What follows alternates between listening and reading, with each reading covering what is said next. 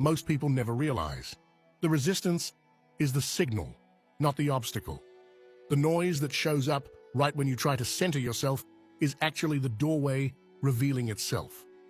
When you recognize this pattern, everything shifts. Instead of getting frustrated or thinking you're failing, you start to understand what's really happening. Your mind is fighting because it feels you leaving its old architecture. And the moment you stop taking that resistance personally, the doorway opens wider. This is how you know you're close. When the noise peaks, you're inches away from stepping into the field that makes the monad call possible. There's a common trap almost everyone falls into when they try to manifest from alignment. They stop asking, they stop begging, they stop obsessing, and they think that alone means they've entered a higher state. But what most people don't see is that they're still operating from the same internal lack. It's just quieter now. The desperation is still there, but it has learned to whisper instead of scream. A lot of people call this trusting the process or being patient. But if you actually sit with their emotional energy, there's still tension underneath. They're waiting for signs. They're checking the timing. They're watching for progress. They're monitoring the universe as if they're afraid it might forget about them if they stop paying attention. And that's not alignment, that's survival mode wearing spiritual clothing. Here's the twist that most people don't want to admit. If you're still checking to see if it's working, then it's not the monad call. The monad call doesn't leave any inner tightness behind. It doesn't create a countdown in your mind. It doesn't make you wonder when things will show up. When you enter the inner field, the desire no longer feels distant. It no longer feels like something you're trying to reach. There's no subtle hoping, no waiting, no emotional negotiation.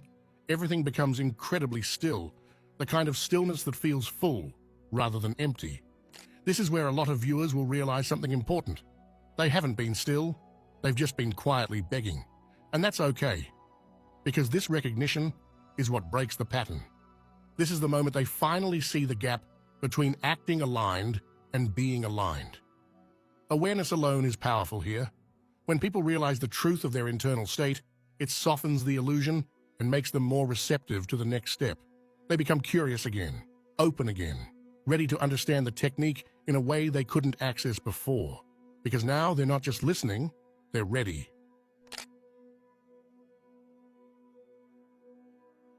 One of the most encouraging parts of the monad call is that you don't have to guess whether it's working. The moment alignment begins, your reality starts shifting in ways that are subtle, unmistakable, and impossible to manufacture. You feel the old structures inside you loosening. Patterns you once thought were permanent begin dissolving without the usual struggle. Things that used to trigger you suddenly feel irrelevant. The emotional charge fades, not because you forced yourself to be stronger, but because your internal landscape is being rewritten from a deeper layer of awareness.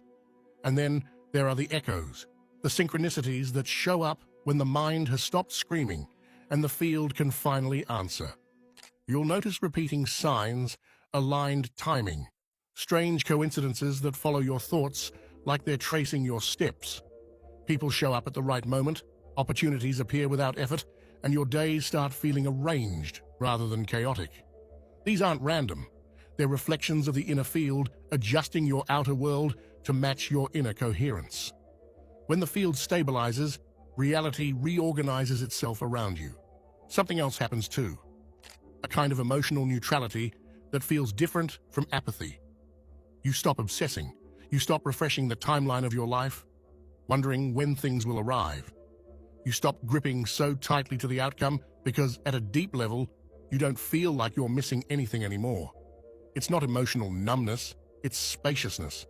It's the feeling of finally being in the right position internally, where the wanting doesn't hurt anymore. And that neutrality isn't a lack of desire, it's the absence of desperation. These are not small hints. They're evidence that the inner field is beginning to stabilize your energy in a new configuration.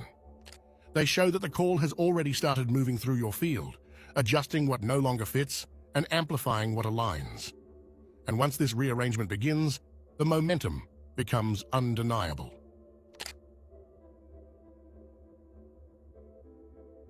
Spiritual urgency is one of the most deceptive traps on the path. It feels like motivation. It feels like devotion. It feels like you're committed to evolving faster than ever. But underneath that pressure is a very different force. The archonic distortion that convinces you you're running out of time.